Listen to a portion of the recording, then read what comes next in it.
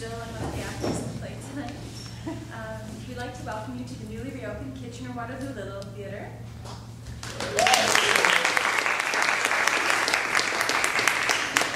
And tonight's production of the Beggar's Opera by John Gay, as directed by Rovers.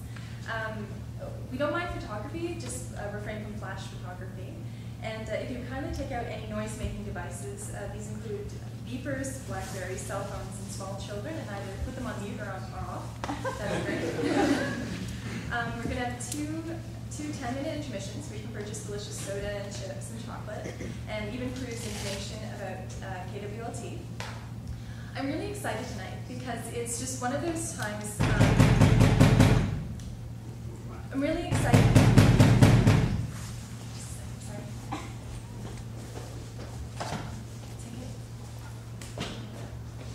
Money? Money?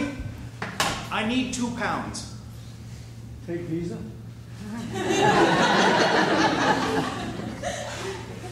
If poverty be a title to poetry, I'm sure nobody can dispute mine. I own myself the company of beggars, and I make one at their weekly festival in St. Giles.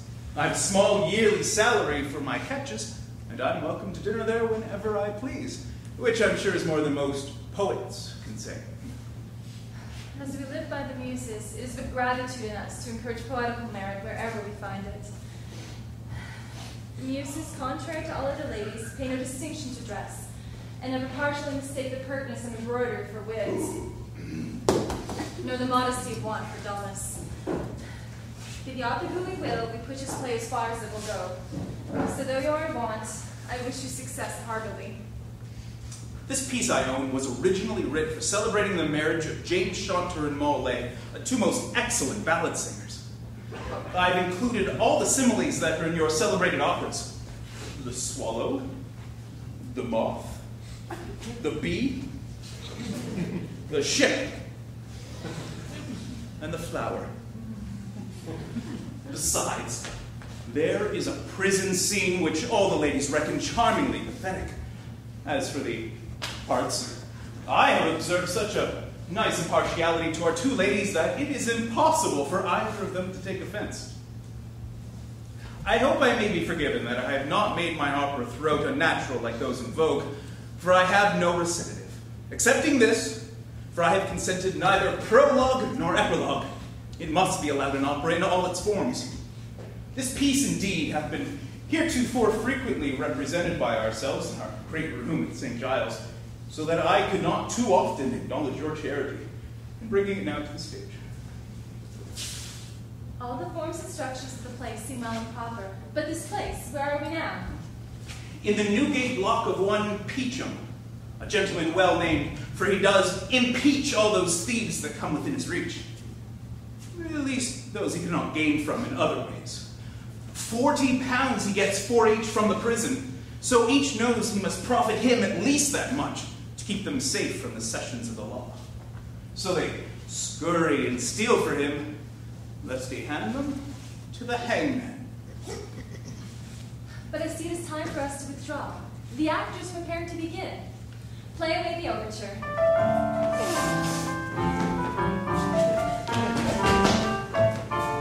Through all the employments of life, each neighbor abuses his brother.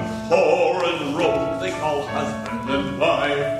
All professions berow one another. The priest calls the lawyer a cheat. The lawyer denames the divine. And the statesman, because he's so great, thinks his trade's as honest as mine. A lawyer is an honest employment, and so is mine. Like me, too, he acts in a double capacity, both against strokes and for 'em. For 'tis but fitting that we should protect and encourage cheats, since we live by them. Sir, Blackmore had sent word that her trial comes on in the afternoon, and she hopes you will order matters so as to bring her off. As the wench is very active and industrious, you may satisfy her that I'll soften the evidence. Tom Gag, sir, is found guilty. A lazy dog! When I took him the time before, I told him what he would come to if he did not mend his hand. This is death without reprieve. And he ventured to look in. For Tom Gag, 40 pounds. Oh, let Betty Sly know that I'll save her from transportation, for I can get more by her staying in England. Betty have dropped more goods into our lot this year than any 5 in the gang, and in truth 'tis a pity to lose so good a customer. If none of the gang take her off, she may, in the common course of business, live a 12-month longer. I love to let women escape. A good sportsman always lets the hen partridges fly, because the breed of the game depends upon them. Besides, here the law allows us no reward. It's nothing to be got by the death of women, except our wives. Without dispute, she is a fine woman. 'Twas to her I was obliged for my education. And to say it all word, she hath trained up more young fellows to the business than the gaming table. Ah, truly, Filch, thy observation is right. We and the surgeons are more beholden to women than all the professions besides. But make haste to Newgate, boy, and let my friends know what I intend, for I love to make it easy, one way or other. The gentleman is long kept in suspense. Penitent may break his spirit ever after. Besides, certainty gives a man a good air upon his trial, and makes him risk another without fear or scruple. But all the way, for it is a pleasure to be the messenger of comfort to friends in affliction. But now 'tis high time to look about me for a decent execution against next session. I hate a lazy rogue by whom one can get nothing till he's hanged. A register of the gang. Crook-fingered Jack, a year and a half in the service. Let me see how much the stock owes to his industry. 1, 2, 3, 4, 5 gold watches and 7 silver ones. A mighty clean-handed fellow. 16 snuff boxes, 5 of them true gold. 6 dozen of handkerchiefs. 4 silver-hilted swords, half a dozen of shirts, 3 tie periwigs, and a piece of broadcloth. Considering these are only the fruits of his leisure hours, I don't know a prettier fellow, for no man alive hath a more engaging presence of mind upon the road. Watts Dreary, alias Brown Will, an irregular dog who hath an underhand way of disposing of his goods. I'll keep him only for a session or 2 longer upon his good behavior. Harry Paddington, a poor petty larceny rascal without the least genius. Well, that fellow, though he were to live these 6 months, will never come to the gallows with any credit. Slippery Sam, he goes off the next sessions. For the villain hath the impudence to have views of following his trade as a tailor, which he calls an honest employment. Matt of the Mint, listed not above a month ago, a promising, sturdy fellow, and diligent in his way, somewhat too bold and hasty, may raise good contributions on the public if he does not cut himself short by murder. Tom Tipple, a guzzling, soaking sot, always too drunk to stand himself or to make others stand. Cart is absolutely necessary for him. Robin of Bagshot, alias Gordon, alias Bluff Bob, alias Carbuncle, alias Bob Booty. Was it Bob Booty, husband? I hope nothing bad hath betided him. You know, my dear, he's a favorite customer of mine. 'Twas he made me a present of this ring.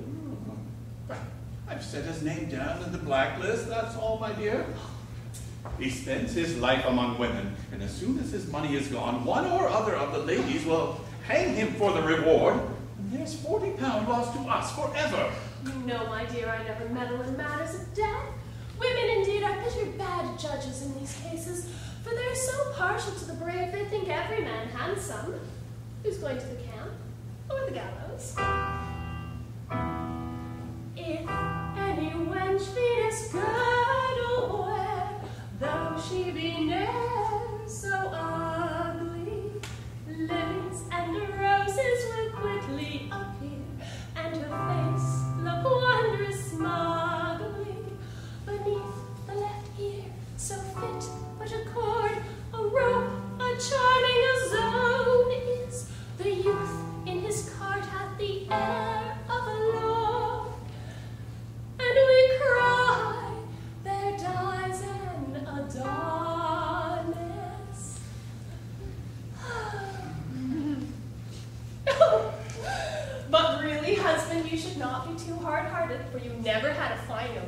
set of men than at present.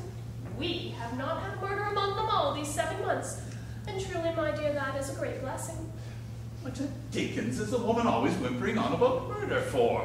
Why, no gentleman has ever looked upon the worse for killing a man in his own defense. And if business cannot be carried on without it, what would you have a gentleman do? If I'm in the wrong, you must excuse me, for nobody can help the frailty of an over-scrupulous conscience. Business is as fashionable a crime as a man can be guilty of. How many fine gentlemen have we at Newgate every year purely upon that article? And if they have the wherewithal to persuade the jury to bring it in manslaughter, what are they the worse for it? So, my dear, have done upon that subject. Was Captain McKeith here this morning for the bank notes he left with you last week? Yes, and though the bank had stopped payment, he was so cheerful and so agreeable. Sure, there is not a finer gentleman upon the road than the captain. If he comes from Bagshot at any reasonable hour, he hath promised to make one this evening with Polly and me, and Bob Booty, and a party of Clodrill. Pray, my dear, is the captain rich? The captain keeps too good company ever to grow rich. Marybone and the chocolate houses are his undoing. The man who proposes to get money at play should have the education of a fine gentleman and be trained up to it from his youth. Really, I am sorry upon Polly's account that the captain hath not more discretion. Upon Polly's account? What a plague does the woman mean? Upon Polly's account? Captain McKeith is very fond of the girl. And what then? If I have any skills in the ways of women, I am sure that Polly thinks him a very pretty man. And what then? You would not be so mad as to have the wench marry him. Gamesters and highwaymen are generally very good to their whores, but they are very devils to their wives. But if Polly should be in love, how can we help her? Or how can she help herself?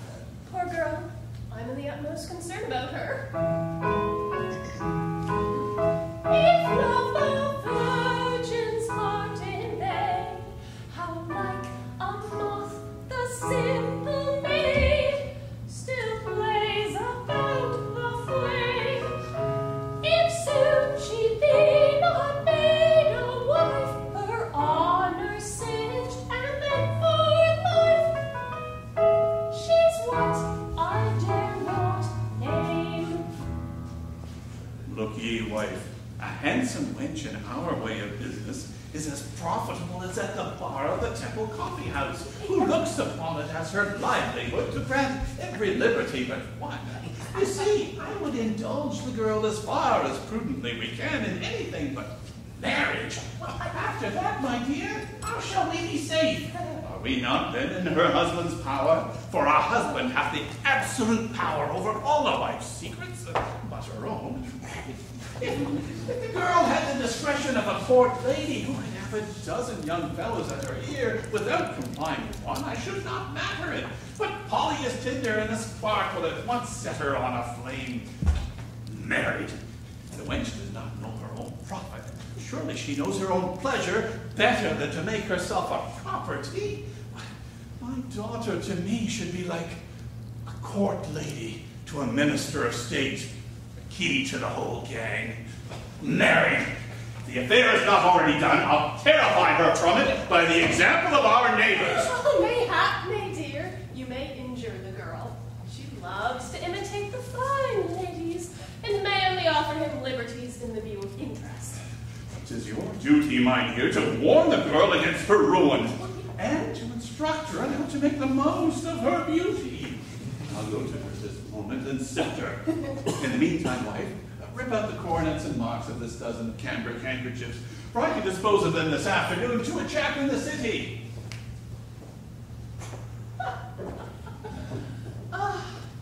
Never was a man more out of the way in an argument than my husband. Why must our Polly, forsooth, differ from her sex, and love only her husband? And why must Polly's marriage, contrary to all observations, make her the less followed by other men? All men are thieves in love, and like a woman, the better for being another's property. Come hither, Filch. I'm as fond of this child as though my mind misgave me he were my own. He hath as fine a hand at picking a pocket as a woman, and is as nimble-fingered as a juggler. If an unlucky session does not cut the root of thy life, I pronounce, boy, thou wilt be a great man in history. Where was your post last night, my lad? I plied at the opera, madam.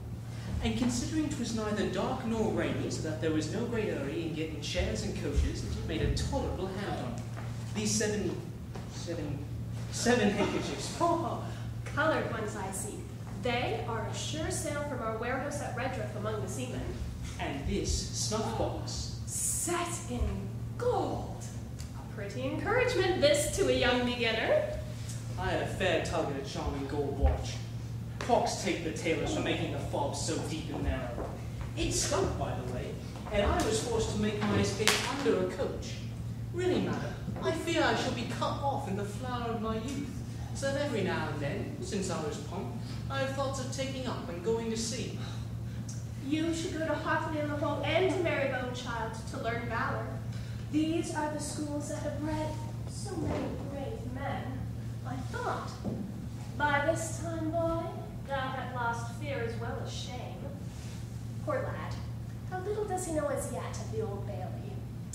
For the first fact, Filch, I'll insure thee from being hanged, and for going to sea will come time enough on a sentence of transportation. But, since you have nothing better to do, you can go to your book and learn the catechism. For really, a man makes but an ill figure in the ordinary's paper who cannot give a satisfactory answer to his questions. But hark me, my lad, don't tell me a lie, for you know I hate a liar. Do you know of anything that hath passed between Captain McKeith and our Polly? I beg you, madam, don't ask me, for I must either tell a lie to you or to Miss Polly, for I promised her I would not tell. But when the honor of our family is concerned... I shall live a sad life with Miss Polly, ever she comes to know that I told you.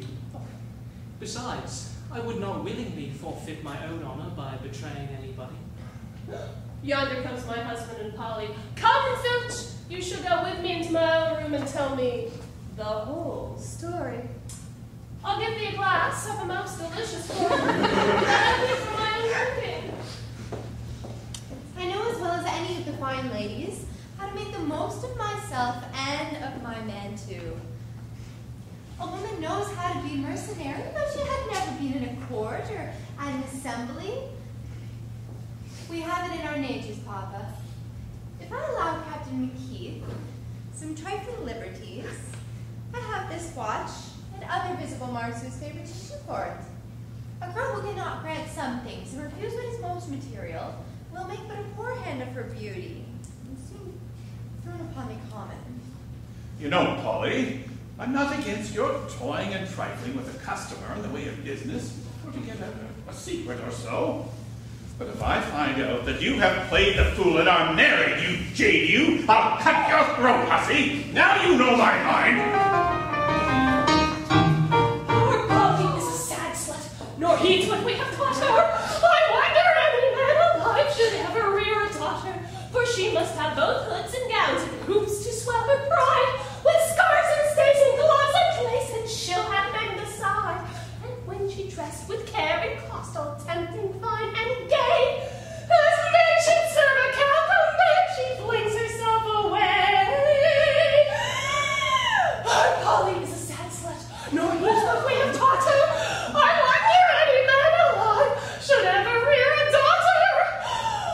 You baggage, you hussy, you inconsiderate jade. Had you been hanged, it would not have vexed me, for that might have been your misfortune. But to do such a mad thing by choice, the wench is married, husband. Married? The captain is a bold man and will risk anything for money. To be sure, he believes her a fortune. Do you think your mother and I should have lived comfortably so long together if ever we had been married? Baggage! though she was always a proud slut, and now the wench hath played the fool and married, because forsooth she would delight the gentry. Can you support the expense of a husband, hussy, in gaming, drinking, and whoring? Have you money enough to carry on the daily quarrels of man and wife about who shall squander most? I think there are not many husbands and wives who can bear the charges of plaguing one another in a handsome way. If you must be married, could you introduce nobody into our family but a highwayman? Why, thou foolish jade, thou wilt be as ill-used and as much neglected as if thou hast married a lord. Let not your anger, my dear, break through the rules of decency. For the captain looks upon himself in the military capacity as a gentleman by his profession. Besides what he hath got already, I know he is in a fair way of getting or of dying. In both these ways, let me tell you, are most excellent chances for a wife. Tell me, hussy, are you ruined or no? With Polly's fortune, she might very well have gone off to a person of distinction.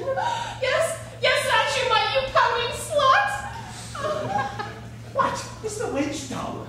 Speak, for I'll make you plead by squeezing out an answer from you. Are you really bound wife to him, or are you only upon liking? How the mother is to be pitied who have handsome daughters. Locks, bolts, bars, lectures of morality are nothing to them. They break through them all. They take as much pleasure in cheating a father and mother as in cheating at cards. Why, Polly, I shall soon know if you are married by McKeith's keeping from our house. Can love be controlled by advice? Will Cupid our mothers obey? Though my heart were as frozen as ice, and his flame would have melted away. When he kissed me so closely he pressed, 'twas so sweet that I must have complied. So I thought it both safest and best to marry for fear you should chide. Then all the hopes of our family are gone, forever and ever. And McKeith may hang his father and mother-in-law in hope to get their daughter's fortune. Oh, I cannot marry him as 'tis the fashion, coolly and deliberately for honor or money. But I love him. Love him? Worse and worse. I thought the girl had been better bred. Oh, husband, her folly makes me mad. My head swims. I'm distracted. I can't support myself. Oh. See, wench, to what a condition you have reduced your poor mother. A glass of cordial this instant. The poor woman takes it to heart. See, now this is the only comfort your mother has left. Get her another glass. Sir, how about my mom drinks double the quantity whenever she's out of order? This, you see, fetches her. The girl shows such readiness and so much concern that I could almost find it in my heart to forgive her.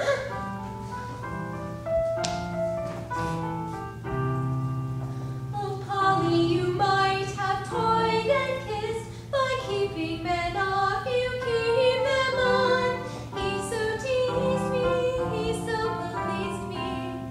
He so teased me, he so pleased me.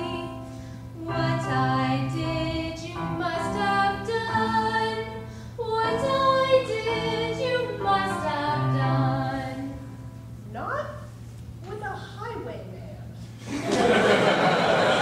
You sorry slut. A word with you, wife.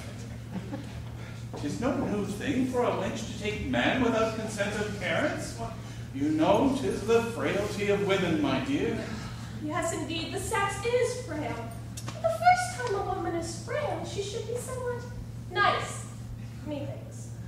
For then or never is her time to make her fortune. After that, she has nothing to do but to guard herself from being found out. And then she may do as she pleases. Make yourself a little easy. I've a thought shall soon set all matters again to rights. Why so melancholy, Polly? Since what is done cannot be undone, we must all endeavor to make the best of it. Well, Polly, as far as one woman can forgive another, I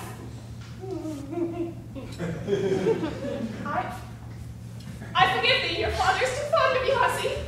And all my sorrows are at end. A mighty likely speech, in truth, from a wench who's just married. I hear customers in t'other room. Go talk with them, Polly, but come to us again as soon as they are gone. Oh. But hush ye, child. If 'tis the gentleman who was here yesterday about the repeating watch, say you believe we can't get intelligence of it till tomorrow, for I meant to Suki Strackle to make a figure with it tonight in a tavern in Brewery Lane. And if t'other gentleman calls about the silver-hilted sword, well, you know Beetle-browed Jenny hath it on, and he does not come from Tunbridge till Tuesday night, so that it cannot be had till then.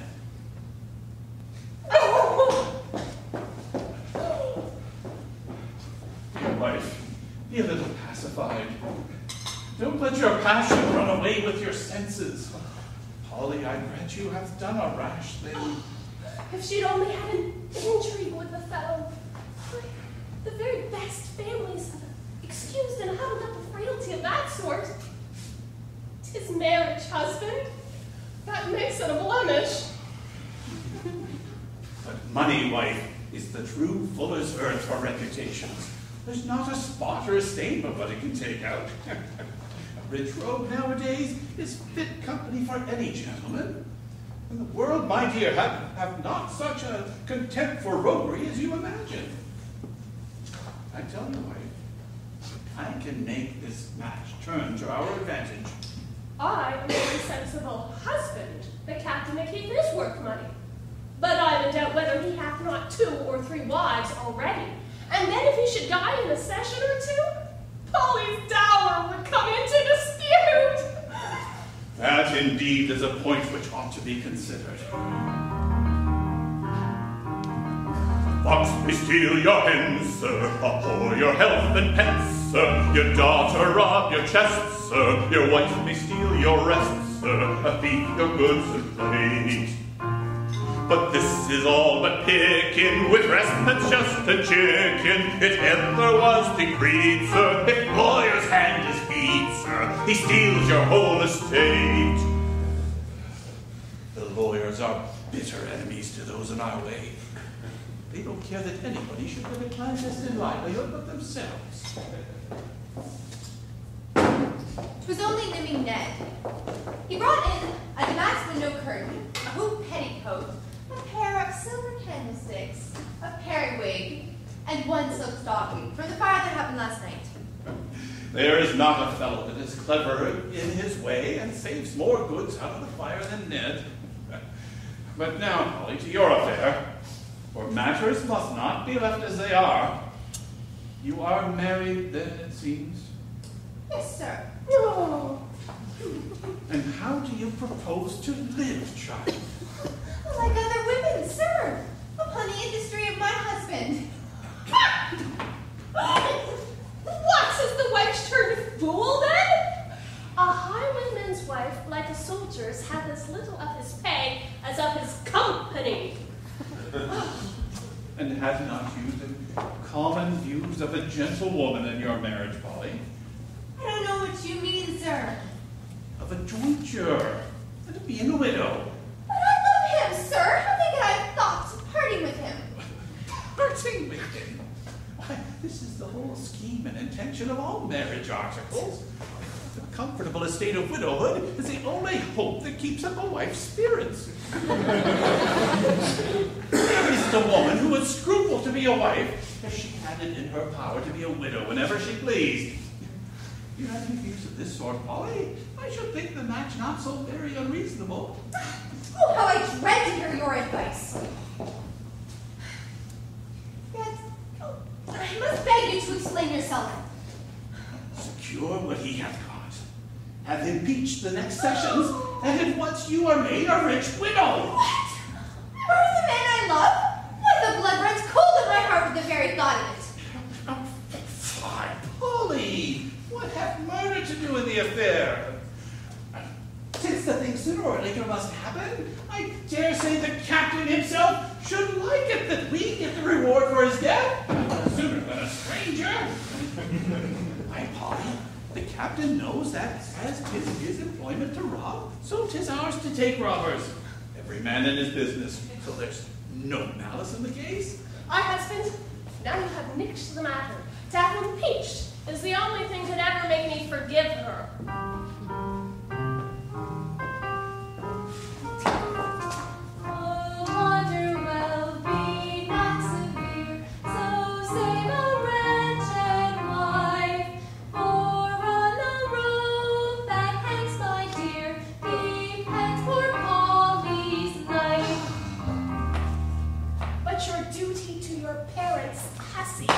Obliges you to hang him.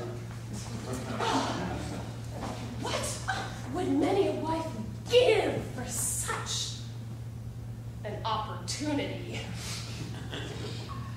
What is a jointure? What is widowhood to me? I know my heart, I cannot survive him. What, is the wench in love in earnest then? I hate thee for being particular. Why, wench, thou art ashamed to thy very sex. Hear me, mother, if you ever loved Those cursed playbooks she reads hath been her ruin. One word more, wench, and I shall knock your brains out. If you had any. Oh. Out of the way, Polly, for fear of mischief, and consider of what is proposed to you. Away, hussy! Hang your husband and be dutiful!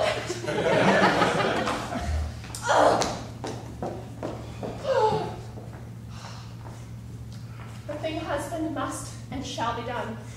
For the sake of intelligence, we must take our other measures and have him impeached in the next session without her consent. If she will not know her duty, we know ours. But really, my dear, it grieves one's heart to take off a great man.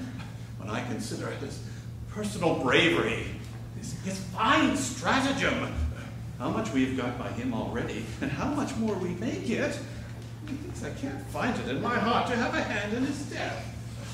I wish you could have made Polly undertake it. But in the case of necessity, our own lives are in danger. Then indeed we must comply with the ways of the world and make gratitude give way to interest.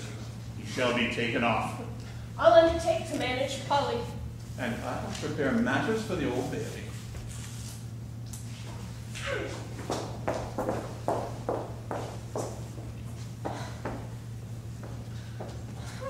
Now I'm a wretch indeed.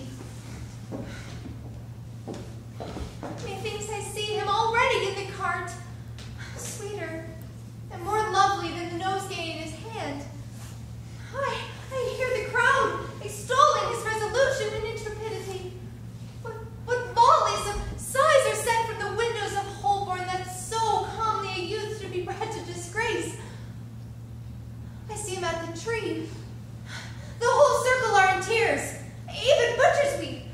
Jack Ketch himself hesitates to perform his duty and would be glad to lose his fee by a reprieve. What then will become of Polly? As yet, I may inform him of their design and aid him in his escape. It shall be so. But then he flies, absents himself, and I bar myself from his dear, dear conversation. That too will distract me. If he keep out of the way, my papa and mamma may in time relent, and we may be happy. And if he stays, he is hanged, and then he is lost forever. He intended are abroad, I'll this instant let him out, lest some accident should prevent him.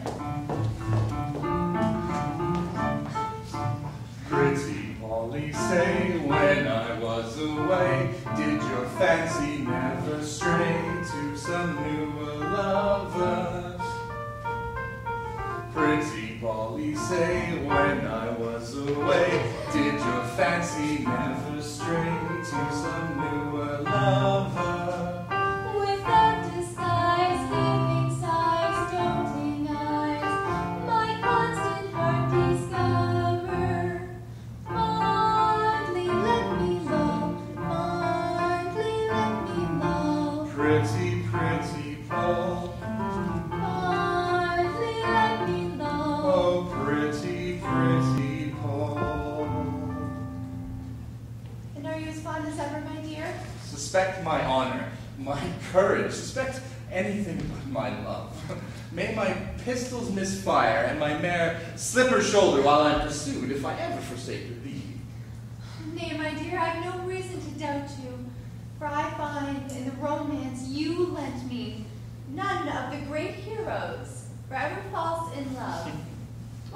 Were you sentenced to transportation? Sure, my dear, you could not leave me behind you, could you?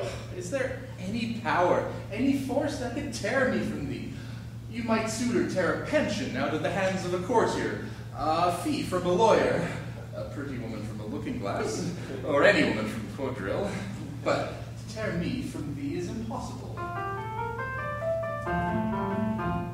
Were I laid on Greenland's coast, my arms would embrace my lass, warm amidst eternal frost. Soon the half-year's night would pass. Were I sold on Indian soil, soon as the burning day was closed, I could mock the sultry toil when on my charmer's breast reposed. I would love you all the day, Every night we'd kiss and play. if with me you'd fondly stray over the hills and far away. Yes, yes, I would go with thee, but how shall I speak it? I must be torn from thee. We must part. How? Hearts? We must. My papa and mamma are set against thy life. They now, even now, are in search after thee. They are preparing evidence against thee. Thy life depends upon a moment. My hand, my heart, my dear, is so riveted to thine, I cannot unloose my hold. But my papa may intercept thee, and then I should lose the very glimmering of hope. A few weeks, perhaps, may reconcile us all. Shall thy Polly hear from thee? Must I then go? And will not absence change your love? If you doubt it, let me stay and be hanged. Oh, how I fear. Go. But when safety will give you leave, you will be sure to see me again. Until then, Polly is wretched.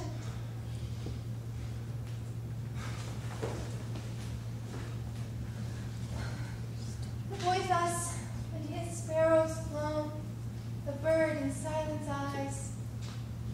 But soon as out of sight is gone, whines, whimpers, sobs, and cries.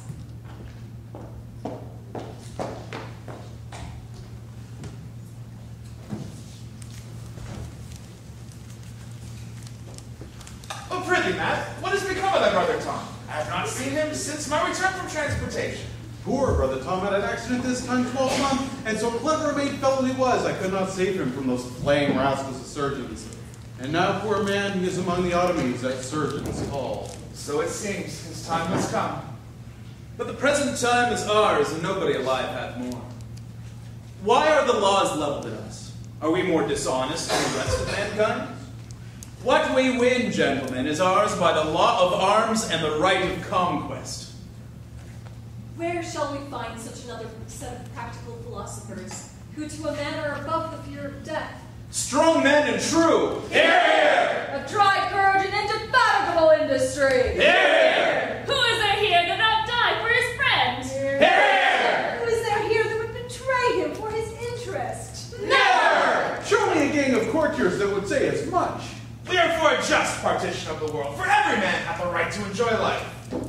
retrench the superfluities of mankind. The world is avaricious, and I hate avarice. A covetous fellow like a jackdaw steals what he was never made to enjoy for the sake of hiding it.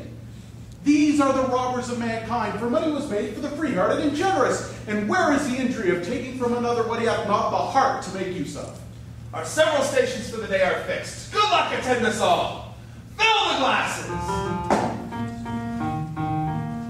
Fill every glass, for wine inspires us and fires us with courage, love, and joy. Women and wine should life employ. Is there aught else on earth desirous?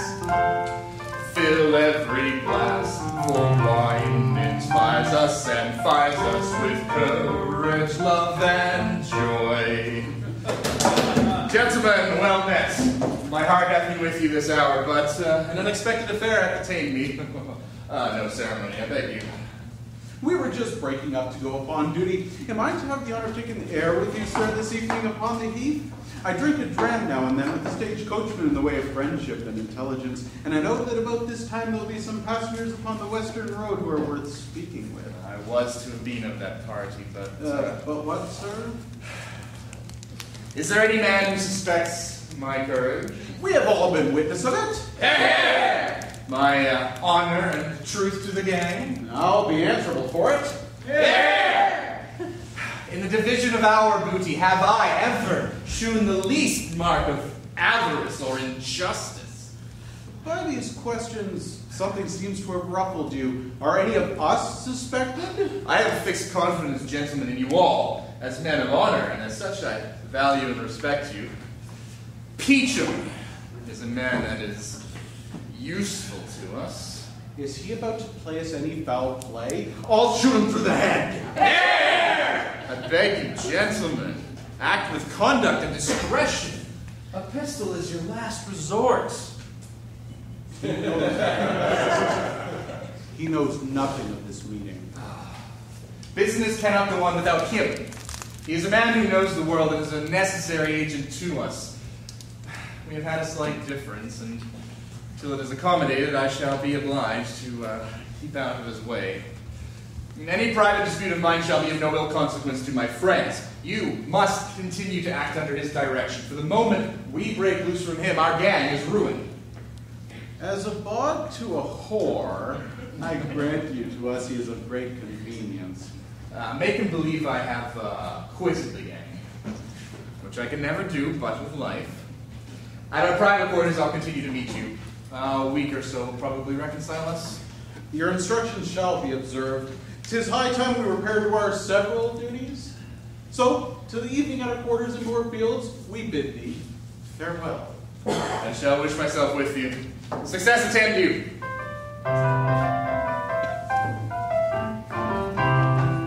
Let us take the road. Hark, I hear the sound of coaches. The hour of attack approaches. To your arms, burning boys and low. See the ball I hold.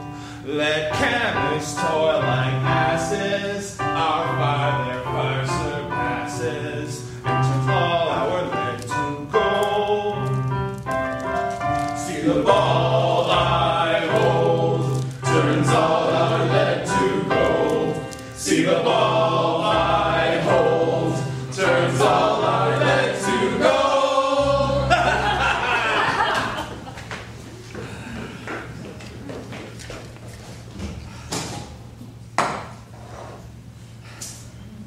What a fool is a fawning wench. Polly is most confoundedly bit. I love the sex. And a man who loves money might as well be contented with 1 guinea as I with 1 woman. The town, perhaps, have been as much obliged to me for recruiting it with free-hearted ladies as to any recruiting officer of the army. If it were not for us and the other gentlemen of the sword, Drury Lane would be uninhabited. If the heart of a man is depressed with cares, the mist is dispelled when a woman appears. Like the notes of a fiddle, she sweetly, sweetly raises our spirits and charms our ears. Roses and lilies her cheeks disclose, but her ripe lips are more sweet than those. Press her, caress her with bliss as her kisses dissolve us in pleasure and soft repose. I must have women! Oh, there's nothing unbends the mind like them. Oh, money is not so strong a cordial for the times. Filch! Is the porter gone for all the ladies, according to my directions? I expect him back every minute.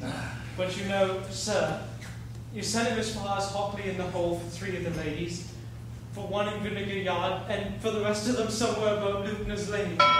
Sure, some of them are below, for I hear the bar bell. As they come, I will shoo them up. Coming, coming! Oh, dear ladies, you're welcome. You look charmingly today. I hope you don't want the repairs of quality and lay on paint. Dolly Troll, kiss me, you slut. Are you as amorous as ever, hussy? You're always so taken up with stealing hearts that you don't allow yourself time to steal anything else. Ah, Dolly, thou wilt ever be a coquette. Oh, Mrs. Vixen, I am yours. I always loved a woman of wit and spirit. They make charming mistresses and plaguey wives. Come hither, hussy. Yeah. Do you drink as hard as ever?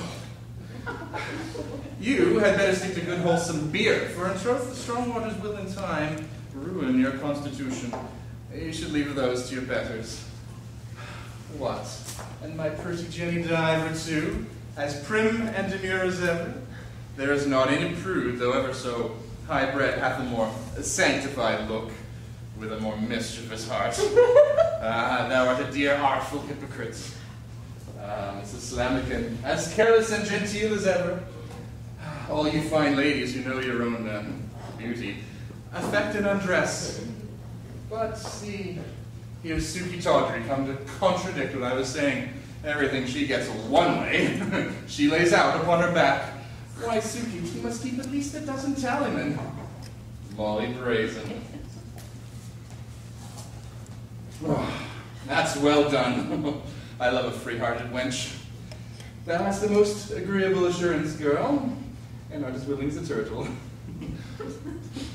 But hark, I hear music. The harper's at the door. If music be the food of love, play on.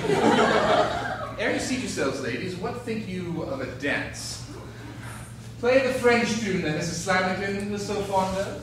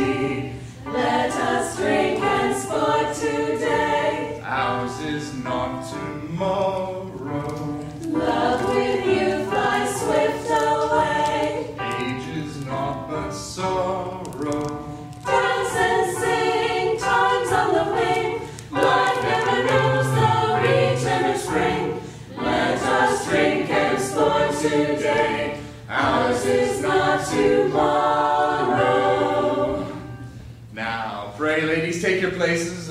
Bid the drawer bring us more wine. If any of the ladies choose gin, I hope they'll be so free as to call for it. You look as if you meant me. Wine is strong enough for me, indeed, sir. I never drink strong waters, but when I have, the colic. Just the excuse of the fine ladies. Why, a lady of quality is never without the colic. I hope you have had good success of late in your visits among the Mercers. We have so many interlopers, yet, with industry, one may still have a little picking. I carried a silver-flowered lute-string and a piece of black patasoy to Mr. Peacham's loft but last week. There's Molly Brazen, hath the opal of a rattlesnake. She riveted a linen draper's eye so fast upon her, and he was nicked of 3 pieces of cambric before he could look off. Oh dear, madame, but sure nothing can come up to your handling of laces. And then you have such a sweet, deluding tongue. Why, to cheat a woman is nothing, but a woman must have fine hearts indeed who cheats a man. Lace, madam, lies in a small compass and is of easy conveyance. But you're apt, madam, to think too well of your friends. Well, if any woman here hath more arts than another, be sure 'tis Jenny Diver. Though her fellow be never so agreeable, she can pick his pocket as coolly as though money were her only pleasure. Now that is a command of the passions uncommon in a woman. I never go to the tavern with a man, but in the view of business. I have other hours and other sort of men for my pleasure. But had I your address, ma'am? Have done with your compliments, ladies, and drink about. You are not so fond of me, Jenny, as you used to be. 'Tis not convenient, sir, to show my affection among so many rivals. 'Tis your own choice, not the warmth of my affection that will determine you. Ah, Jenny, thou art a dear slut. A man of courage never put anything to the risk but for his life. These are the tools of a man of honor. Cards and dice are only fit for cowardly cheats to prey upon their friends. This, sir, 'tis fitter for your hand. Besides your loss of money, 'tis a loss to the ladies. Gaming takes you off from me. How fond I could be of you. But before company, 'tis ill-bred.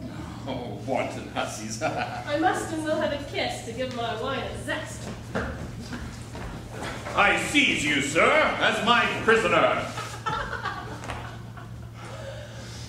Was this well done, Jenny? Oh, women are decoy ducks. Who can trust them? Beasts, jades, chills, harpies, furies, whores. Your case, Mr. McKee, is not particular. The greatest heroes have been ruined by women. But to do them justice, I must own they are a pretty sort of creature, if we could trust them. You, sir, must now take your leave of the ladies. If they have a mind to make you a visit, they will be sure to find you at home. As gentlemen, ladies, lodges in Newgate. Constables, wait upon the captain to his lodgings. At the tree I shall suffer with pleasure. At the tree I shall suffer with pleasure. Let me go where I will, in all kinds of ill. I shall find no such furies as these are. Let me go where I will, in all kinds of ill. I shall find no such furies as these are.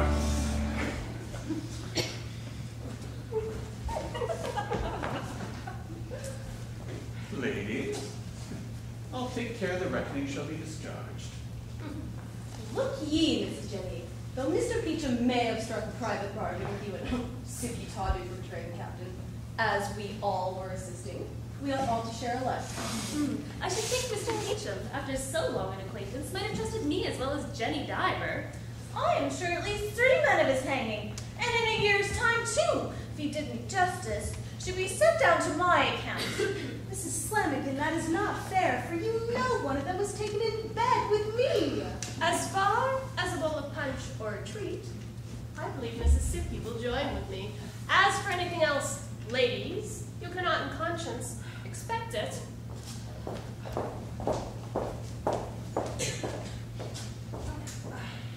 Dear madam, I would not for the world. 'Tis impossible for me, as I hope to be saved, madam. Nay, that I must stay here all night, since you command me.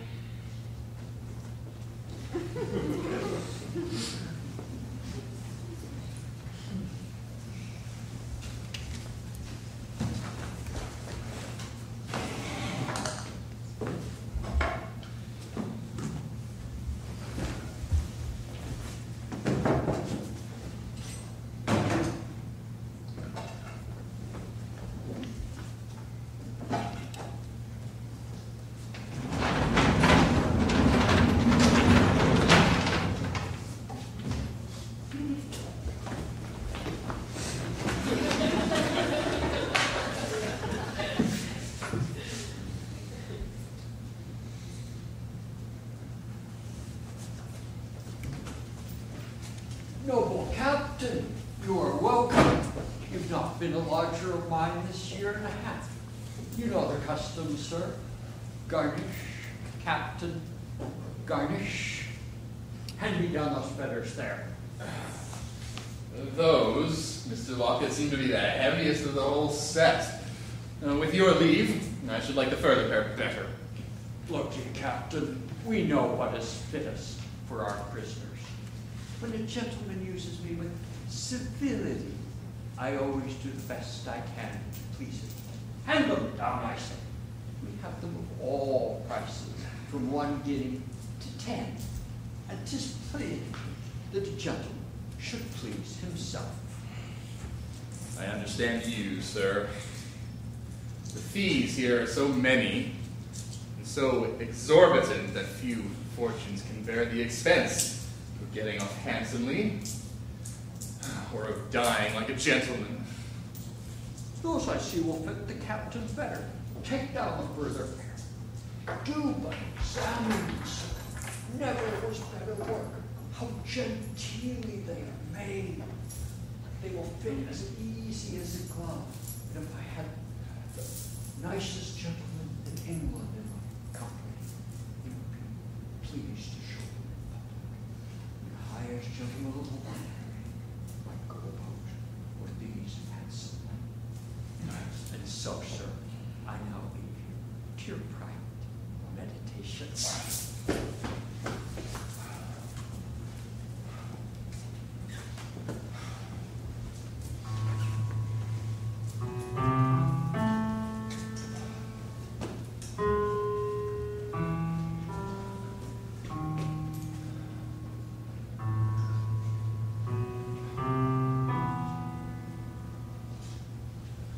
Man may escape from rope and gun, nay, some have outlived the doctor's pill.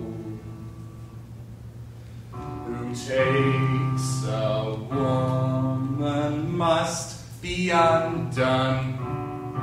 That basilisk is sure to kill. The fly that sips treacle is lost in the sweet. So he that tastes woman, woman, woman, he that tastes woman, ruin meets. To what a woeful plight have I brought myself. Here must I, all day long, till I am hanged, be confined to hear the reproaches of a wench who lays her ruin at my door. I am in the custody of her father, and to be sure, if he knows of the matter, I shall have a fine time on it betwixt this and my execution. But I promised the wench marriage. What signifies a promise to a woman? Does not man in marriage itself promise 100 things that he never means to perform? do all we can, women will believe us, for they look upon a promise as an excuse for following their own inclinations. But here comes Lucy, and I cannot get from her. Oh, would I were deaf. You base man, you! How can you look me in the face after what hath passed between us? See here, perfidious wretch, how I forced to bear about the load of infamy you have laid upon me. Oh, indeed, thou hast robbed me of my quiet. To see thee tortured would give me pleasure.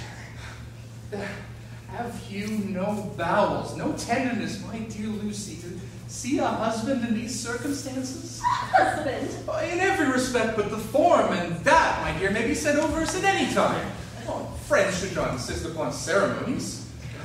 From a man of honor, his word is as good as his bond. 'Tis the pleasure of all you fine men to insult the women you have ruined.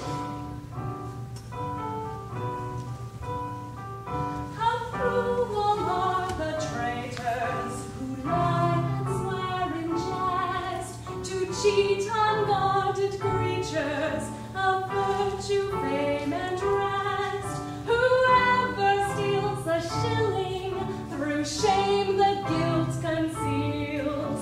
In love the perjured villain with boasts the theft reveals. In love the perjured villain with boasts the theft reveals. The very first opportunity, my dear, have but patience, and you will be my wife in whatever manner you please. Insinuating monster! And so you think I know nothing of the affair of Miss Polly Peachum? I could tear thy eyes out! Sure, Lucy, you can't be such a fool as to be jealous of Polly. Are you not married to her, you brute, you? Married? Very good. The wench gives it out only to vex thee, and to ruin me in thy good opinion.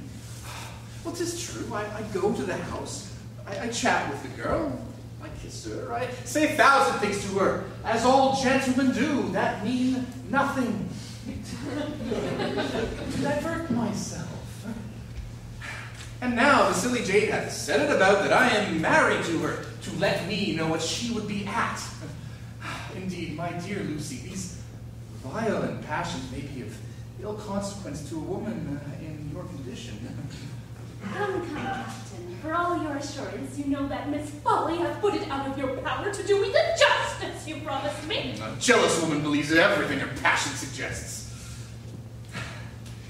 If to convince you of my sincerity, if we can find the ordinary, I shall have no scruples of making you my wife. And I know the consequence of having two at a time. That you are only to be hanged, and so get rid of them both. I am ready, my dear Lucy, to give you satisfaction, if you think there is any in marriage. What can a man of honor say more? So then it seems you're not married to Miss Polly?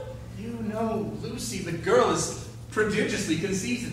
No man can say a civil thing to her, but like other fine ladies, her vanity makes her think he's her own forever and ever. Yonder is my father. Perhaps this way we may light upon the ordinary, who will try if you'll be as good as your word, for I long to be made an honest woman. This last affair, we are agreed. You consent to go house in McKeith? We shall never fall out above an execution. But as to that article, pray, how stands our last year's account? If you care to look over it, you'll see it's very clearly stated. This long arrear of the government is very hard upon us. Can it be expected that we would hang our acquaintance for nothing, when our betters will scarcely save theirs without being paid for it? Unless the people of employment pay better, I promise them for the future I shall let other rogues live besides their own. Perhaps they're afraid these matters may be carried too far. We're treated by them, too, with contempt as if our profession were not reputable. Well, in one respect, indeed, our profession may be reckoned dishonest, because, like great statesmen, we encourage those who betray their friends. Mr. Peachum, such language anywhere else might turn to your prejudice. Learn to be more guarded, I beg you. When you censure the age, be cautious and sage, lest the courtier's offended should be. If you mention my sore bride, 'tis so pat to all the tribe, each cries that was levelled at me. If you mention my sore bride, 'tis so pat to all the tribe, each cries that was levelled at me.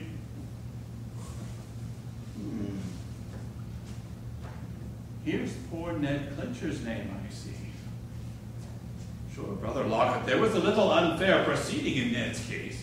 For he told me in the condemned oath that for value received, you had promised him a session or two longer without molestation. Mr. Beecham, this is the first time my honor was ever called in question. Business is at an end if once we act dishonorably. Who accuses me? You are wrong, brother.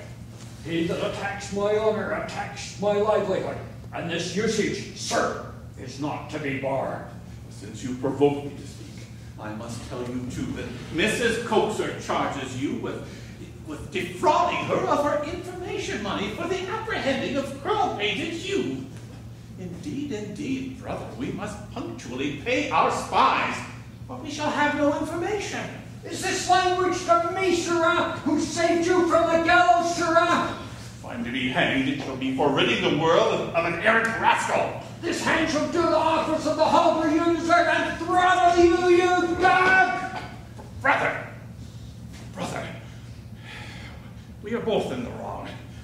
We shall be both losers in the dispute, for you know we have it in our power to hang each other.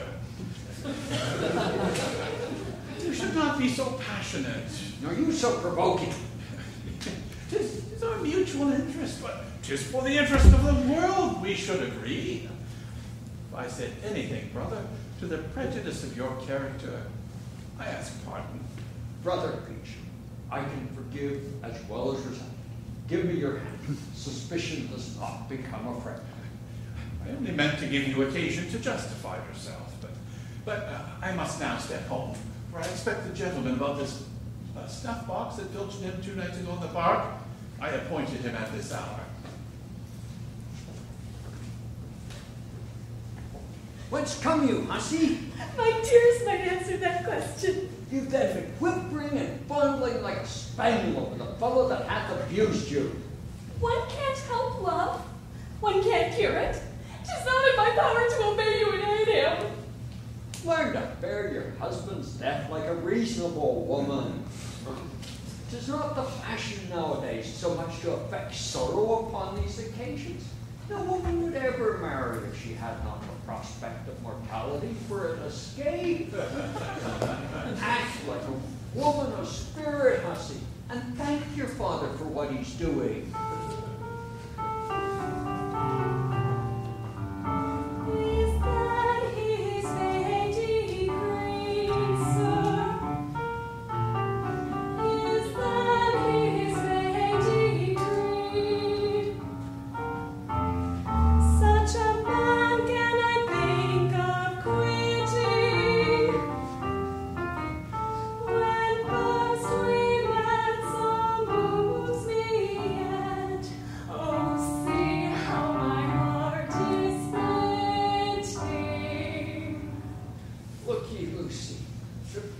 Saving up.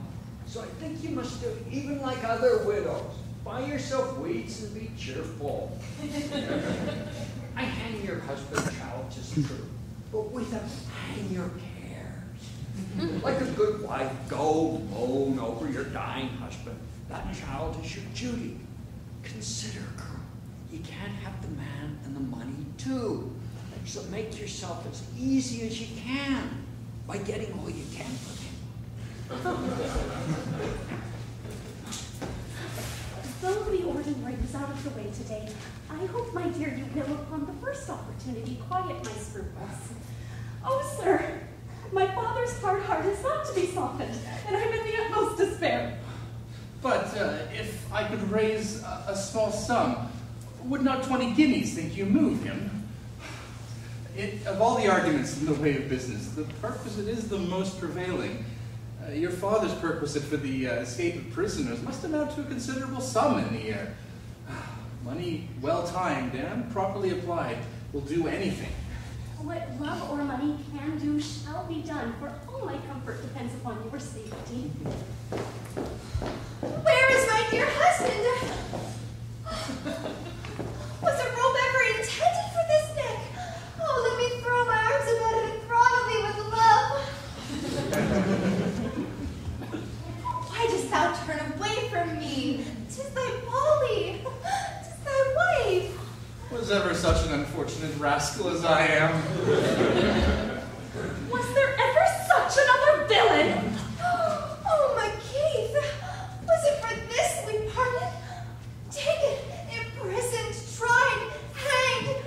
Oh, cruel reflection. I shall stay with thee till death. No force shall tear thy dear wife from thee now. What means my love? Not one kind word, not one kind look. Think what thy Polly suffers to see thee in this condition. I must disown her. The wench is distracted. Am I then bilked of my virtue? Can I have no reparation? Sure men were born to lie, and women to believe them. Oh, villain, villain! Am I not thy wife? Thy neglect of me, thy aversion to me too severely proves it. Look on me. Tell me, am I not thy wife?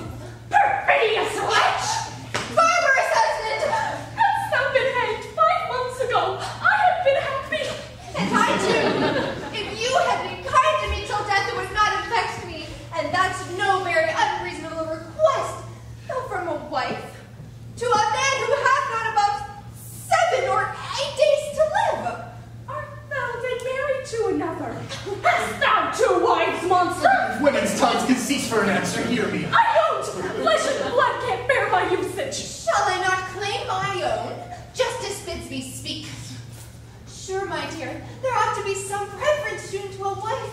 At least she may claim the appearance of it. He must be distracted with his misfortunes, or he could not use me thus. Oh, villain, villain! Thou hast deceived me! I could even inform against thee with pleasure. Not a prude wishes more heartily to have facts against her intimate acquaintance than I now wish to have facts against thee. I would have her satisfaction, and they should all out. I'm bubbled, oh how I am troubled, Bamboozled and bit. my distresses are doubled. Come to the tree should the hangman refuse. These fingers with pleasure could fasten the noose. I'm bubbled, oh how I am troubled. Bamboozled and bit. Be pacified, my dear Lucy. This is all a fetch of Polly's to make me desperate with you in case I get off. If I am hanged, she would fain have the credit of being thought my widow. Really, Polly, this is no time for a dispute of this sort, for whenever you are talking of marriage, I am thinking of hanging. And hast thou the heart to persist in disowning me? Hast thou the heart to persist in persuading me I am married? Why, Polly, dost thou seek to aggravate my misfortunes? Really, Miss Peachum, you but expose yourself. Besides, 'tis barbarous in you to worry a gentleman in his circumstances. Decency, madam, methinks might teach you to behave yourself with some reserve with the husband while his wife is present. But seriously, Polly, this is carrying the joke a little too far. If you are determined, madam, to raise a disturbance in the prison, I shall be obliged to send for the turnkey to shew you the door. I am sorry, madam, you forced me to be so ill-bred. Give me leave to tell you, madam, these forward hairs don't become you in the least, madam, and my duty, madam, obliges me to stay with my husband, madam.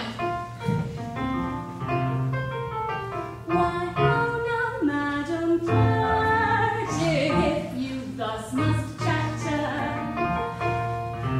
and are for flinging dirt. Let's see who best can spatter, madam flirt. Why, how now, saucy Jane, sure the wench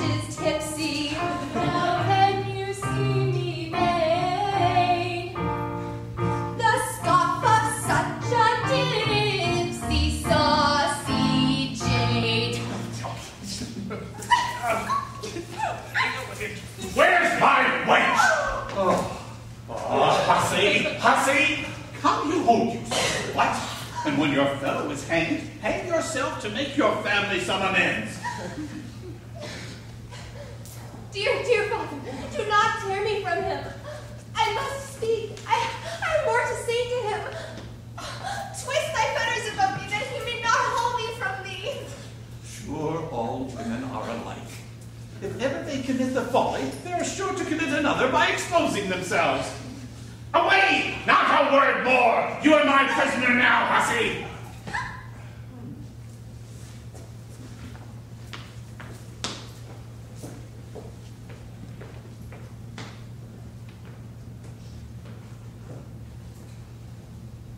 I am naturally compassionate, wife, that I could not use the wench as she deserved, which made you, at first, suspect there was something in what she said.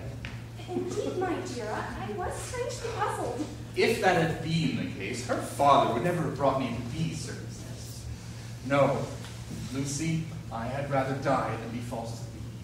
How happy am I if you say this from your heart, for I love thee so that I could sooner bear to see thee hanged than in the arms of another. But couldst thou bear to see me hanged? And Keith, I can never live to see that day. You see, Lucy, in the account of love, you are in my debt. And you must now be convinced that I rather choose to die than be another's. Make me, if possible, love thee more, and let me owe my life to thee. If you refuse to assist me, Peacham and your father will immediately put me beyond all means of escape. My father, I know, hath been drinking hard with the prisoners, and I fancy he is now taking his nap in his own room. If I can procure the keys, shall I go off with thee, my dear? If we are together, 'twill be impossible to lie concealed. As soon as the search begins to be a little cool, I'll send to thee. Till then, my heart is thy prisoner. Come then, my dear husband, owe thy life to me, and though you love me not, be grateful. But that Polly runs in my head strangely. A moment of time may make us unhappy forever.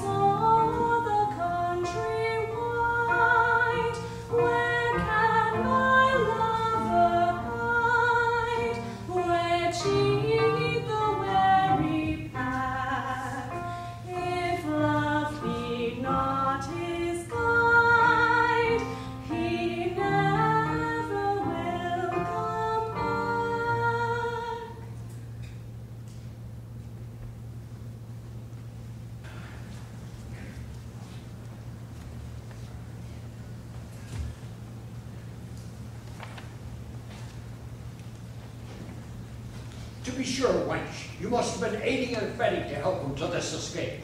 Sir, here hath been Peacham and his daughter Polly, and to be sure, they know the ways of Newgate as well as if they have been born and bred in the place all their lives. Why must all your suspicion light upon me? Lucy, Lucy, I shall have none of these shuffling answers. Well then, if I know anything of him, I wish I may be burnt! Keep your temper, Lucy, or I shall pronounce you guilty. Keep yours, sir. I do wish I may be burnt, I do! And what can I say more to convince you? Did he tip handsomely? How much did he come down with? Come, hussy, don't cheat your father, and I should not be angry with you. Perhaps you've made a better bargain with him than I could have done. How much, my good girl? Sir, you know I am fond of him, and would have given money to have kept him with me. Lucy, thy education might have put thee more upon thy guard. For a girl in the bar of an alehouse is always besieged. Dear sir, mention not my education, for 'twas to that I owe my ruin. When young at the bar, you first taught me to score, and bid me be free of my lips and no more. When young at the bar, you first taught me to score, and bid me be free of my lips and no more. I was kissed by the parson, the squire, and the sot, when the guest was departed.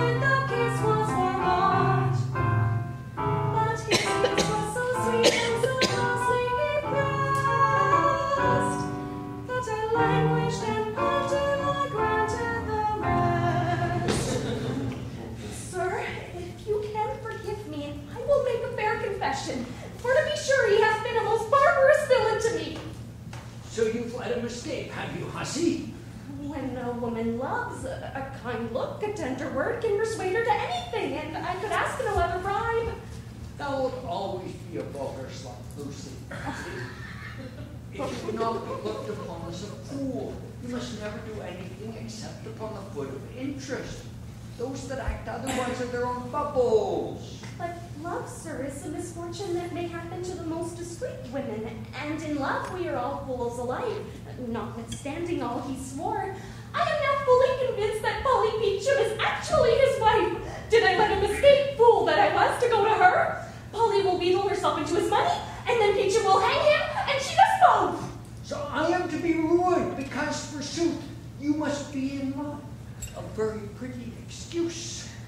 I could murder that impudent happy strumpet. I gave him his life, and that creature enjoys the sweets of it. Ungrateful McKee!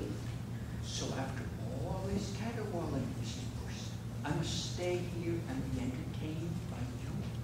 Out of my sight, wanton strumpet!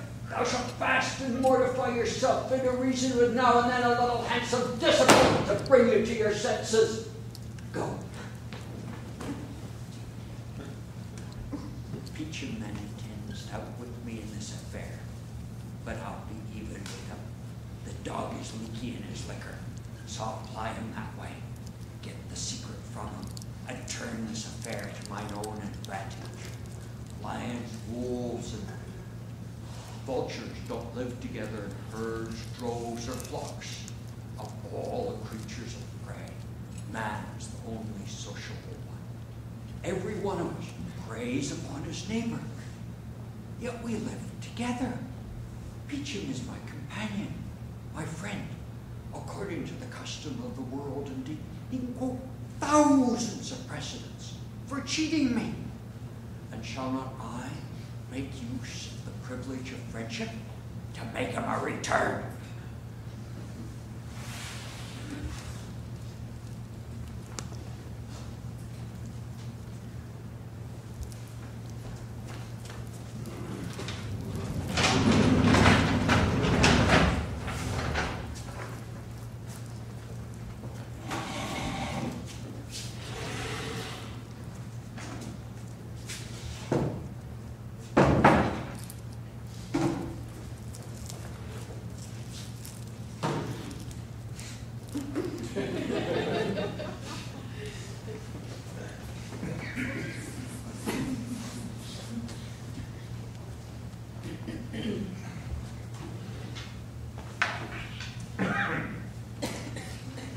I am sorry, gentlemen, the road was so barren of money.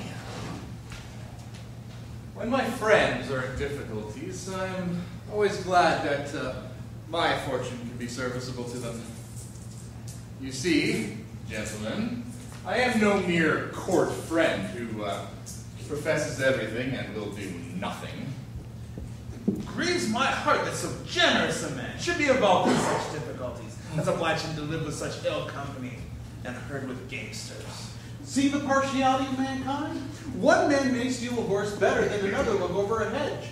Of all mechanics, of all servile handy craftsmen, the gamester is the vilest. But as many of the quality are of the profession, they are admitted amongst the politest company. No wonder we are not more respected. There will be deep play tonight at Marybone, and consequently money may be picked up upon the road. Meet me there and I'll give you the hint who is worth setting. The fellow with a brown coat and a narrow gold binding, I'm told, is never without money. What do you mean, Matt? Sure you'll not think of meddling with him. Well, he's a good, honest kind of a fellow, and one of us. To be sure, sir. We will put ourselves under your direction. Have an eye upon the moneylenders. A rouleau or two prove a pretty sort of an expedition. I hate extortion. Those rouleaus are very pretty things. I hate your bank bills. There's always a hazard in putting them off. There is a certain man of distinction who in his time hath nicked me out of a great deal of the ready. He's in my cash, Ben. I'll point him out to you tonight, and you will draw upon him for the debt. The company are met. I hear the dice box in the other room. So, gentlemen, your servants. You'll meet me at Maribone.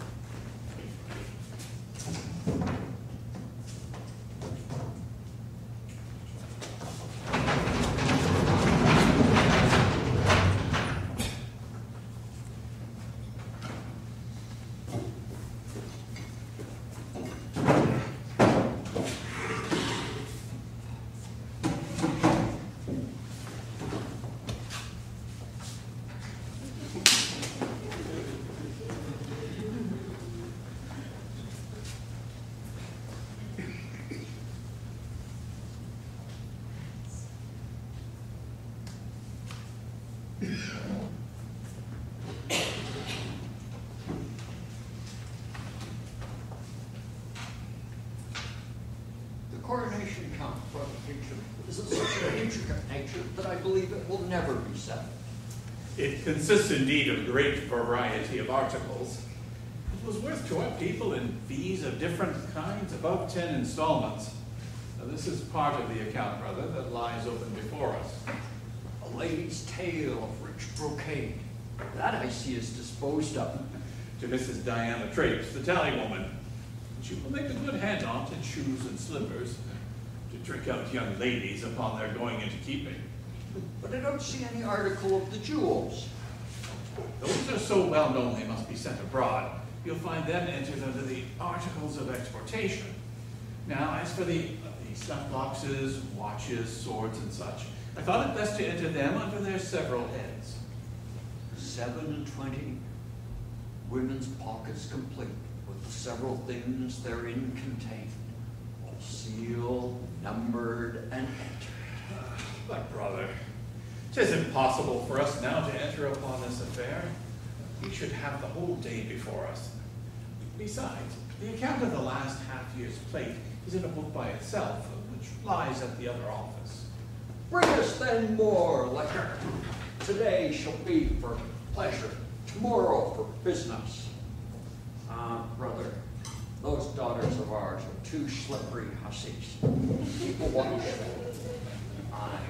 Polly, I'm going to keep in a day or two, shall be our own again. But, what signifies catching the bird? If your daughter Lucy will set open the door of the cage. Men were answerable for the follies and frailties of their wives, daughters. No friends could keep a good correspondence together for 2 days. This is unkind of you, brother, for among good friends, what they say or do goes for nothing. Sir, here's Mrs. Diana Trapes, wants to speak with you. Shall we admit her, Brother Lockett? By all means, she's a good customer and a fine-spoken woman, and a woman who can drink and speak so freely will enliven the conversation. Desire her to walk in.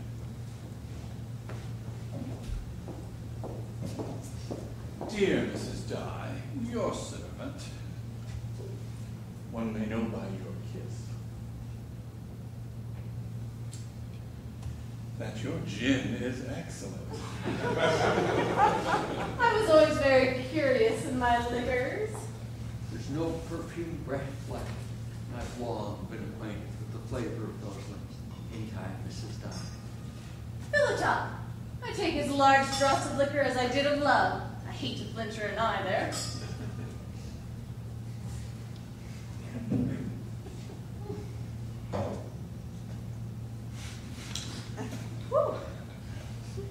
What now, Mr. Peachum, to our business?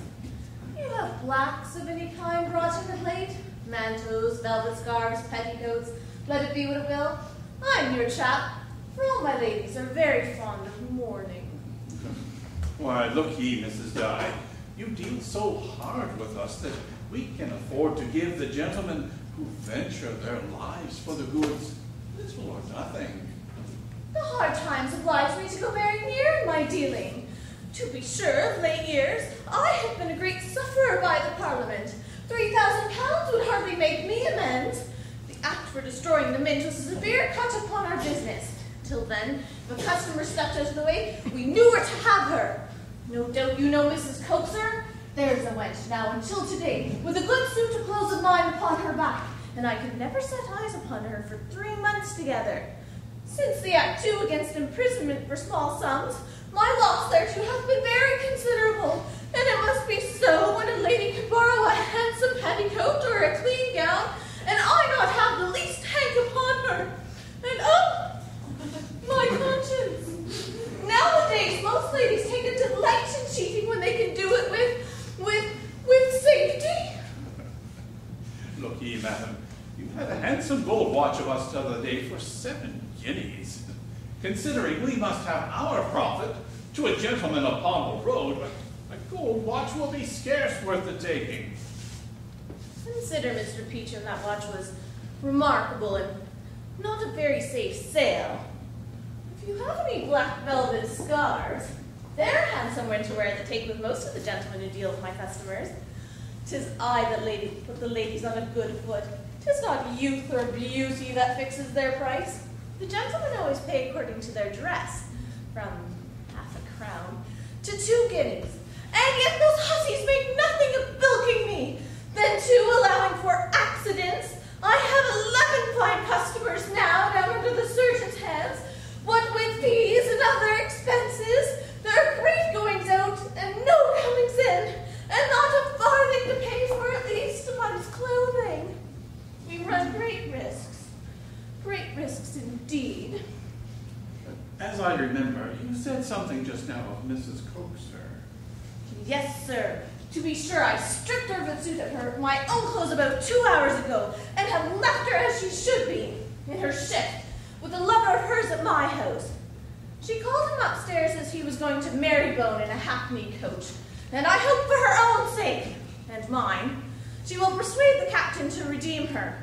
For the captain is very generous to the ladies. What captain? He thought I did not know him. An intimate acquaintance of yours, Mr. Peacham. Only Captain McKeith, as fine as a lord. Tomorrow, dear Mrs. Dye, you shall set your own price upon any of the goods you like. We have at least half-a-dozen velvet scarves and all at your service. Would you give me your leave to make you a present of the suit of night clothes for your own wearing? But are you sure it is Captain McKee? Though he thinks I had forgotten, nobody knows him better. I have taken a great deal of the captain's money in my time, at second hand. For he always loved to have his ladies well dressed. Mr. Lockett and I have a little business with the captain. You understand me? And we will satisfy you for Mrs. Coaxer's debt. Depend on it. We will deal like men of honor. I don't inquire after your affairs, so whatever happens, I wash my hands on it. It hath always been my maxim that one friend should assist another. But if you please, I'll take one of the scarves home with me. It's always good to have something in hand.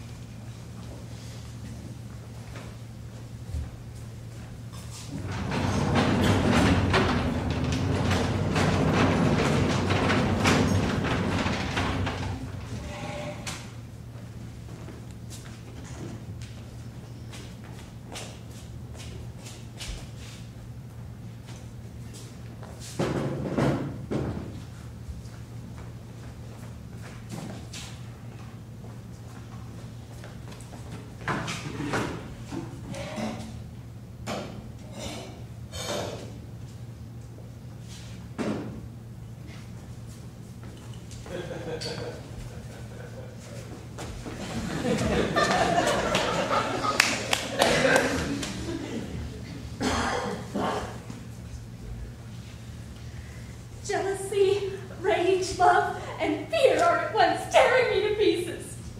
How I am weather-beaten and shattered with distresses. I have the ratsbane ready. I run no risk, for I can lay her death upon the gin. And so many die of that naturally that I shall never be called in question. But say I were to be hanged. I could never be hanged for anything that would give me greater comfort than the poisoning that slut. Madam, here's Miss Polly, come to wait upon you. Sure in. Madam, your servant, I hope you will pardon my passion when I was so happy to see you last. I was so overrun with the spleen that I was perfectly out of myself. And really, when one has a spleen, everything is to be excused by a friend. I have no excuse for my own behavior, madam, but my misfortunes. And really, madam, I suffer too upon your account. But Miss Polly, in the way of friendship, will you give me leave to propose a glass of cordial to you? Strong waters are apt to give me the headache. I hope, madam, you will excuse me. Not the greatest lady in the land could have Beggar in her closet for her own private drinking. You seem mighty low in spirits, my dear. I am sorry, madam, my health will not allow me to accept of your offer. I should not have left you in the rude manner I did when we met last, madam, had not my papa hauled me away so unexpectedly. I was indeed somewhat provoked, and perhaps might use some expressions that were disrespectful. And really, madam, the captain treated me with so much contempt and cruelty that I deserved your pity rather than your resentment. But since his escape, no doubt all matters are made up again. Ah, Polly, Polly, 'tis I am the unhappy wife, and he loves you as if you were only his mistress. Sure, madam, you did not think me so happy as to be the object of your jealousy. A man is always afraid of a woman who loves him too well, so that I must expect to be neglected and avoided. Then our cases, my dear Polly, are exactly alike. Both of us indeed have been too fond. A curse attack that woman's love, who always would be pleasing. The pertness of the big dove, like tinkling, is but teasing. What then in love can woman do? If we grow fond, they shun us, they shun us. And when we find that they pursue, But leave us when they've won us.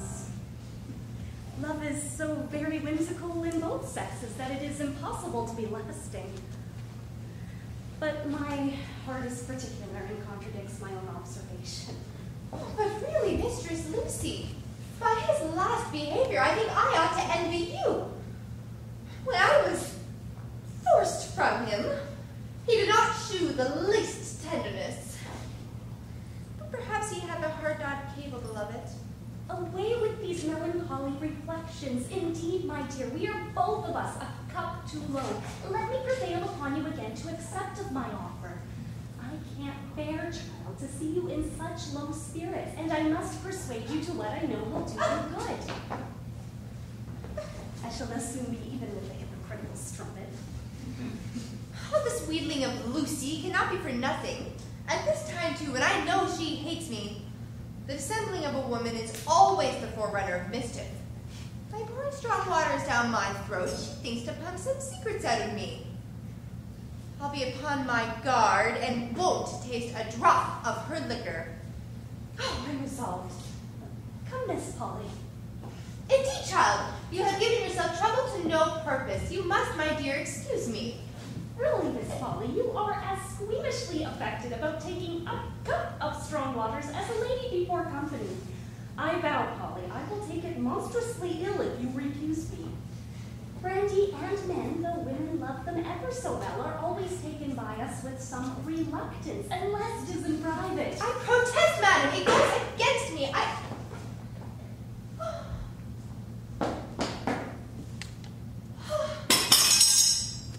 Oh, what do I see?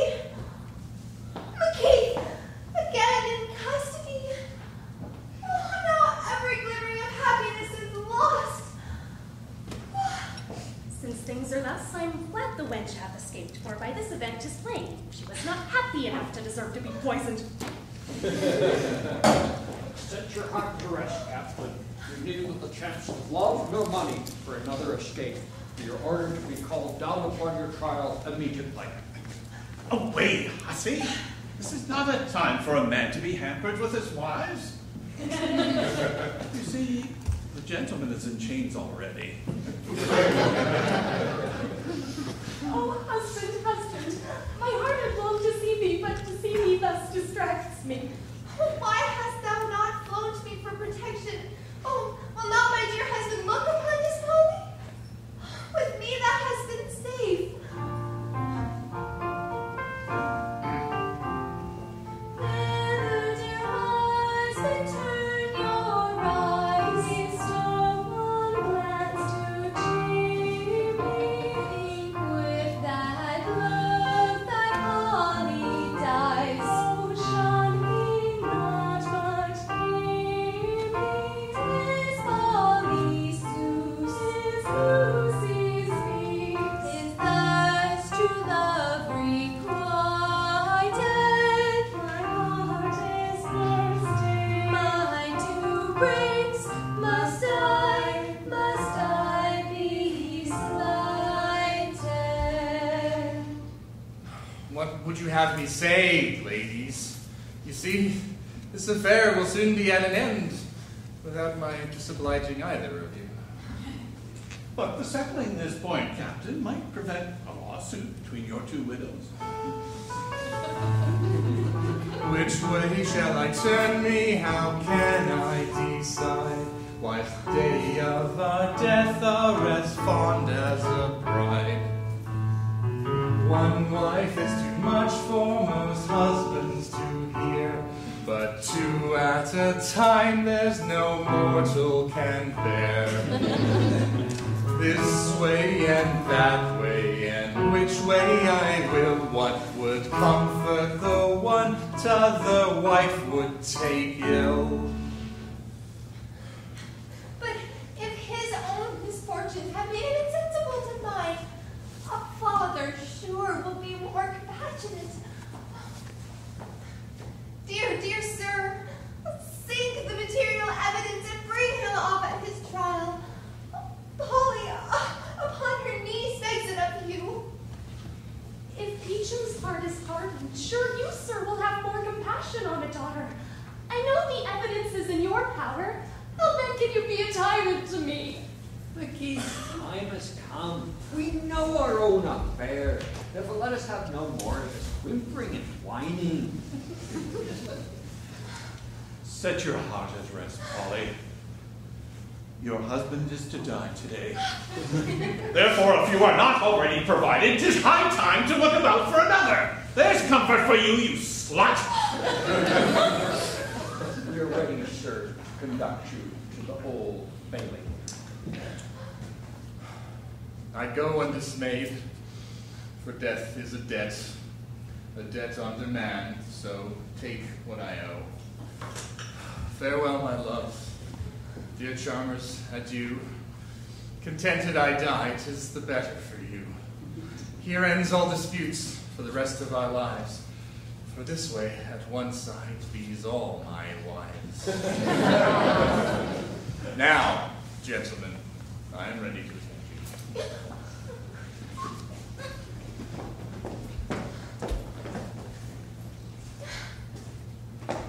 Follow the Filch to the court, and when the trial is over, bring me a particular account of his behavior and of everything that happened.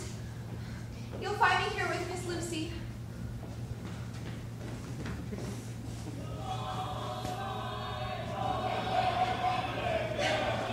Why is all this music? The prisoners whose trials have been put off till next session are diverting themselves. Oh, sure, there's nothing so charming as music. I am fond of it to distraction, but alas, now all mirth seem but an insult upon my affliction. Let us retire, my dear Lucy, and indulge our sorrows. For the noisy couriers, they are coming upon us.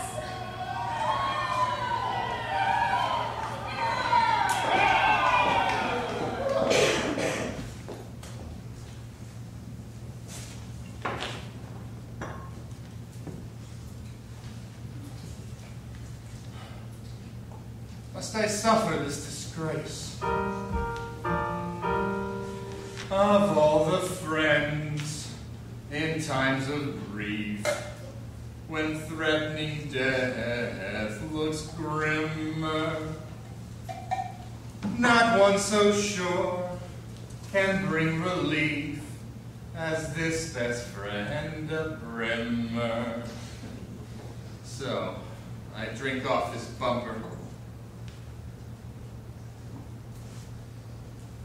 And now, I can stand the test. And my comrades shall see that I die as brave as the best. Some friends of yours, Captain, desire to be admitted. I and you together.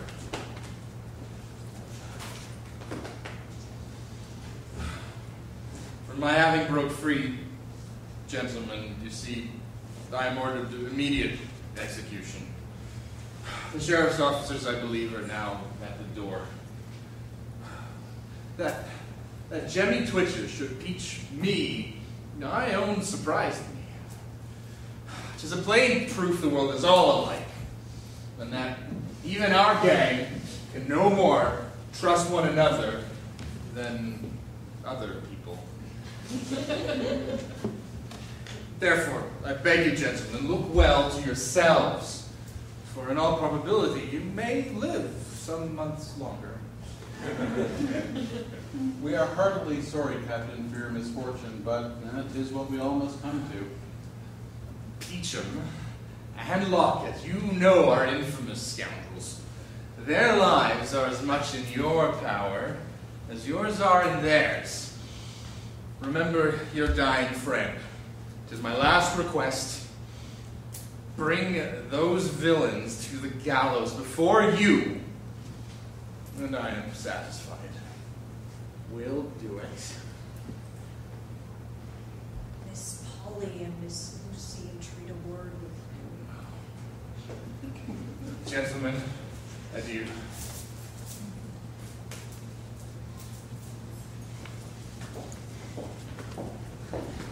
My dear Lucy, my dear Polly,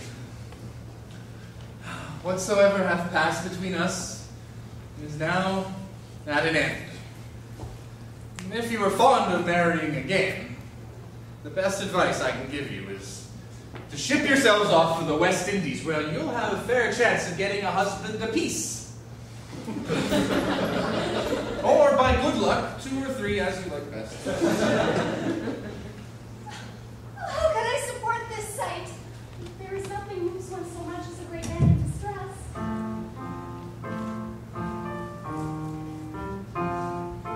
Would I might be hanged, and I would so too, to be hanged with you, my dear, with you.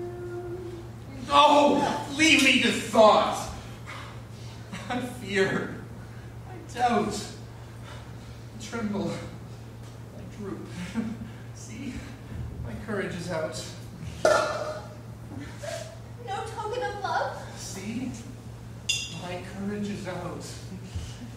No token of love. Adieu. Farewell.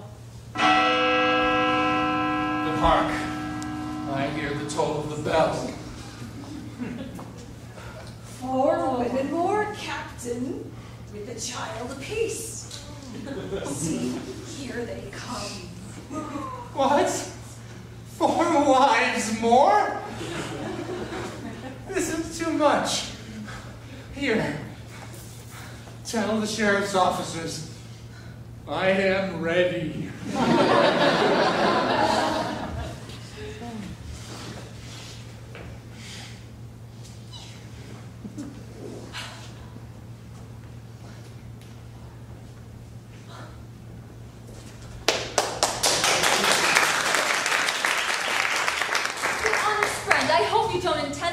Shall be really executed. Most certainly, sir. To make the peace perfect, I was for doing strict poetical justice. McKeith is to be hanged, And as for the other personages of the drama, well, the audience must have supposed they were all either hanged or transported. Why then, friend, that is a downright deep tragedy. The catastrophe is manifestly wrong, for an opera must end happily. Your objection, sir, is very just and easily removed. For you must allow that in this sort of drama, 'tis no matter how absurdly things are brought about. So, you rabble there, run and cry, a reprieve! Let the prisoner be brought back to his wives in triumph. All this we must do to comply with the taste of the town.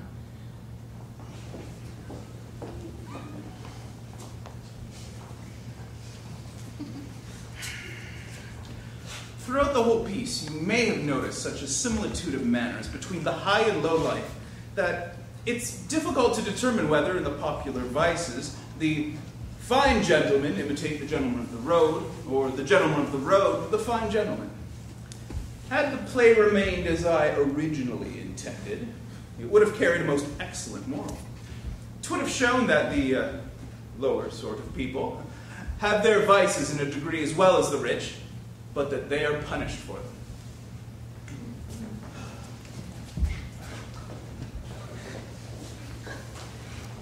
So, it seems I am not left to my choice, but must have a wife at last.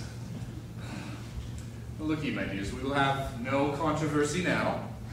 Let us give this day to mirth, and I am sure that she who thinks herself my wife will testify her joy with a kiss. Come, a kiss, a kiss!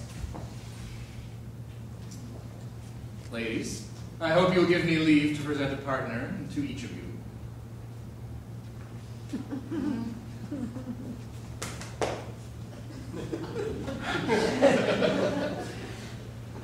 Now, if I may, without offense, for this time, I take Polly for mine, and for life, for we were really married.